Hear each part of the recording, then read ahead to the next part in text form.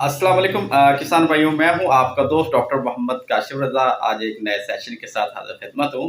अक्सर गाय या भैंस में एक बड़ा मसला आता है कि जानवर के जो चारों थनों में से एक थन जो है वो छोटा रह जाता है, बाकी जो थन हैं वो ठीक रह जाते हैं। तो थन का जो छोटा हो जाना, इसकी काफ़ी सारी वजूहात हैं। आज इस वीडियो में हम डिस्कस करेंगे कि किस तरह हम इस थन का जो छोटा हो जाता है उसका इलाज किस तरह करेंगे। आज इस वीडियो में मैं दोनों चीज़ें बताऊँगा। इसमें आपको मैं देसी फ़ॉर्मूलेशन भी बताऊँगा और इसके अलावा जो एलोपैथिक है वो भी बताऊँगा, ताकि फ़ार्मर को इससे फ़ायदा हो सके। अब जानवर के थन का छोटा हो जाना, ये इसकी कोई स्टेज नहीं होती, ये जानवर की किसी भी लैक्टेशन स्टेज पे हो सकता है, इसका कोई टाइम नहीं होता, ये किसी टाइम भी हो सकता है। तो आज हम इस वीडियो में सिर्फ़ जा इस बीमारी के इलाज के बारे में बताएँगे और इसकी जो वजूहात हैं उसके लिए एक अलहदा वीडियो बनाई है, वो आप देख सकते हैं। तो थन का छोटा हो जाना ये फार्मर के लिए एक बहुत बड़ा फ़िक्र का लम्हा है, क्योंकि ये इससे ज़ाहिर-सी बात है, जब थन छोटा हो जाता है तो उसमें से दूध भी कम हो जाता है, दूध की ओवरऑल मिकदार भी कम हो जाती है। जब दूध कम हो जाता है तो अल्टीमेटली बात है कि जानवर की जेब पर भारी पड़ता है। तो फार्मर ज़ात को ये चाहिए कि इस कंडीशन का फ़ौरन इलाज करें और अगर इससे बेहतरी ना आए तो अपने मुतल्लिका जो वेटरनरी अच्छे ऑथेंटिक वेटरनरी डॉक्टर हैं उनसे राब्ता करें। चलो चलते हैं कि आपने इसका इलाज किस तरह करना है। पहले मैं आपको बताता चलूँ, पहले मैं देसी नुस्ख़ा बताऊँगा, फिर मैं आपको एलोपैथिक बताऊँगा। देसी नुस्खे में आपने करना क्या है, जस्ट 3 चीज़ें ले लेनी है। एक तो आपने शक्कर लेनी है, शक्कर आपने लेनी है 200 ग्राम। इसके अलावा दूसरी जो चीज़ है वो आपने लेना है लेमन। लेमन का आपने जूस निकाल लेना और इतना जूस निकालना है कि वो 150 एमएल बन जाए। मतलब जितने लेमन ले लें कि उनमें से 150 एमएल जूस जो है वो निकल जाए। इसके अलावा जो तीसरी चीज़ है वो आपने सरसों का तेल है, जो हर दुकान से हमारे घरों में भी मौजूद होता है।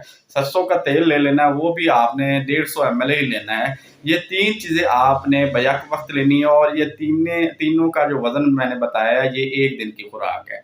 अब आपने करना क्या है कि आप इन तीनों चीज़ों को मिलाकर एक आपने सफूत टाइप चीज़ या एक मिक्सचर बना लेना है, वो आपने जानवर को दिन में 1 दफ़ा खिलाना है। ठीक हो गया? अच्छा, ये जो नुस्ख़ा है ये सिर्फ़ इस सूरत में कारीगर होगा, इसका फ़ायदा होगा कि अगर जानवर के उस थन में से जो छोटा हो गया है उसमें से पीप नहीं आ रही, सिर्फ़ दूध के चंद कतरे आ रहे हैं, वो भी ठीक आ रहे हैं। ये सूरत में कारीगर, अगर जानवर के थन से पीप आ रहा है या ब्लड आ रहा है और थन का साइज़ भी छोटा है, तो ये नुस्ख़ा उसमें कारीगर ना हो। ये बात आप ज़हन में रख लीजिएगा। ठीक हो गया? अब मैं चलता हूँ दूसरी चीज़। अच्छा, यहाँ पर एक बात बताता चलूँ कि आपने कम से कम ये नुस्ख़ा जो है वो 3 दिन देना है। अगर 3 दिन से आपको फ़ायदा ना हो तो मज़ीद भी आप 3 दिन दे सकते हैं। तो 3 दिन पर आपने नहीं रुकना, आपने 6 दिन तकरीबन लगातार देना है।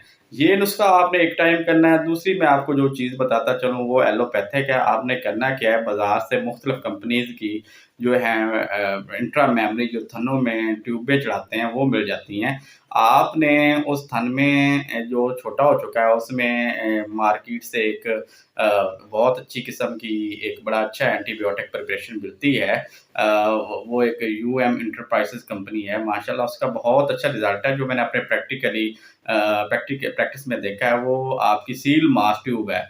आपने सील मास ट्यूब लेकर आपने उस थन में चढ़ा देनी है और ये ट्यूब आपने कम से कम 3 से 4 दिन चढ़ानी है। और उसका तरीका, इसमें ये एक चीज़ याद कर लीजिएगा कि आपने जब उस थन में ट्यूब चढ़ानी है, ट्यूब के अंदर बेसिकली मेडिसिन होती है और वो एंटीबायोटिक होती है। वो जब थन में जाती है तो वहाँ पर जो भी बैक्टीरियल इन्फेक्शन है उसको वो ख़त्म कर देती है।